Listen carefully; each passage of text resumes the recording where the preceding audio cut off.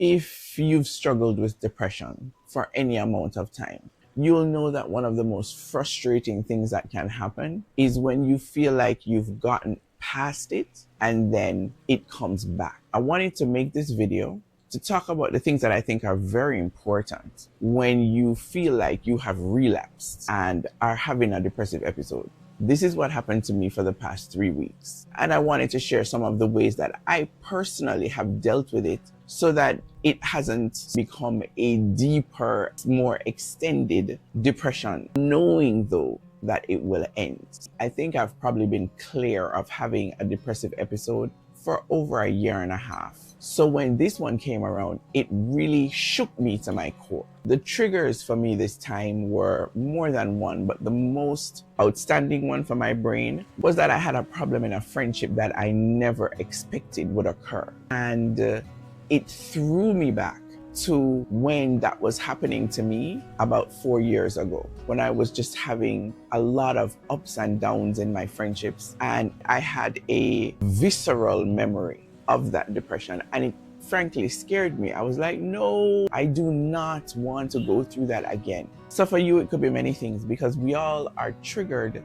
to depression in different ways. So the first thing that I think is very important if your depression is re-triggered is your self-talk becomes crucial, because you have to say to yourself, okay, I'm having a depressive episode again, but it doesn't mean that I have sunk into depression once more. And you also have to remind yourself that you actually have developed coping mechanisms to deal with depression. And so you're a bit ahead of the game because you can pull for those coping mechanisms. Now, the feeling you want to be most gentle with if this happens to you is the sort of panic that rises to say, I remember what this was like the last time. It lasted way too long, and that's what's going to happen to me again. It's sort of like having a doomsday self-talk, because that's what happened to me definitely for the first 3 to 4 days. I started panicking.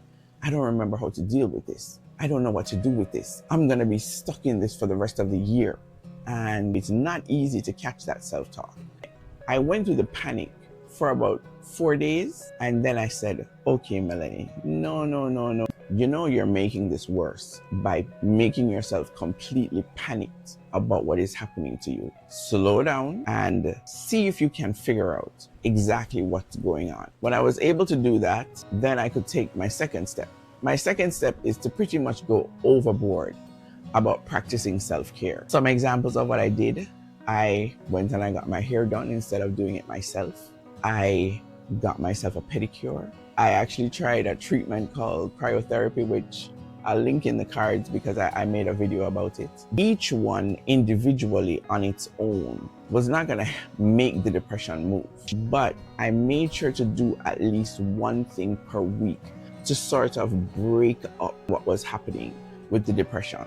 You know, to say to it, okay, yeah, you're here, but I can still do these things. The third thing that I did was every single time I needed to go on the road, I went overboard in trying to dress up. Why? I'm not somebody that normally dresses up to go on the road at all. But I decided to wear bright colors and my nicer outfits when I was going out, because I realized it would be easier for me to get through the day out on the road if I felt like I was looking nice. The fourth thing I did was I talked to some people that I really trust about it. I find that depression likes for you to feel almost embarrassed about the fact that you're having it. And so to break that embarrassment, I had several calls with several friends during the last couple of weeks, just talking about, oh, I'm feeling depressed, and this, and this are in my head, and it's too much. When I'm speaking to my friends about this, I'm not looking for advice. And thankfully, they understand that. All I'm really looking for is I need a place to voice it, so it's not just all running around in my head by itself. And then this is not a tip, but one of the things that you can find when you re-enter an episode of depression is that your body starts to fall apart. And so now I'm struggling through a sinus infection, a terrible sinus infection. I went to the doctor yesterday. And my doctors and I have fantastic relationships. So I went to my GP, and when I walked in, he said, okay, what's up? I said, I'm depressed. And in the depression, I've made myself sick And I know that's what's happened. So I'm having this terrible sinus infection. And we both laughed because he's been with me through all the years of menopause and all the things that happened with me. This is not the first time that you're struggling through an episode of depression, then you kind of know what your body may or may not do. And so when it happens, you don't need to let it freak you out. You just go and get it dealt with. And the last thing that I want to say, which I think is actually the most important, is something that the psychiatrist said to me in my last appointment. I said, I just want to hide. I really just want to hide. And because I've been doing so much, taking on so much, I've been working on a lot of new work projects. And my doctor said to me, yes, go ahead, hide for a little. I was so relieved. Because sometimes it's almost like you have to let depression run its course. And while it is running its course, and you're doing all these little things that I've mentioned, like the self-care, talking to your friends, getting dressed when you go out, all of that stuff, it's slowly, very slowly, going to encourage your brain to leave that state of depression. But the other thing that you don't want to do is attack it, because it will attack you back. And what I mean by that is, for the greater part of the last 3 weeks, I've allowed myself to be curled up under my blanket in my bed watching Netflix, because clearly my body and my mind just needed a break from everything. And I allowed it.